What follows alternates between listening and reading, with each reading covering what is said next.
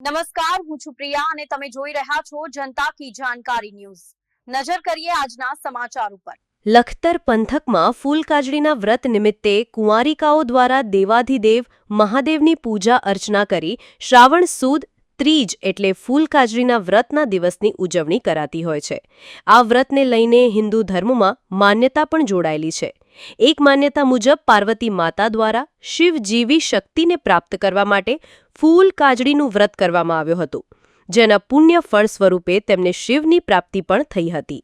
આ માન્યતાના આધારે ખાસ કરીને કુંવારિકાઓ દ્વારા ફૂલકાજળીનું વ્રત કરવામાં આવે છે। ત્યારે આજે લખતર શહેર સહિત ગ્રામ્ય વિસ્તારની અંદર કુંવારિકાઓ દ્વારા વહેલી સવારથી શિવ મંદિરોની અંદર મહાદેવની પૂજા અર્ચના કરવા માટે ઉમટી પડીને શ્રદ્ધાપૂર્વક શિવ પાર્વતીનું પૂજન અર્ચન કરીને ફૂલકાજળી વ્રતની ઉજવણી કરવામાં આવી હતી। આજના દિવસે ફળાહાર કે પાણી પીધા પહેલા કોઈ પણ ફૂલને સૂંઘીને પાણી ગ્રહણ કરવાની ધાર્મિક માન્યતા રહેલી છે। રિપોર્ટ જયેન્દ્રસિંહ ઝાલા।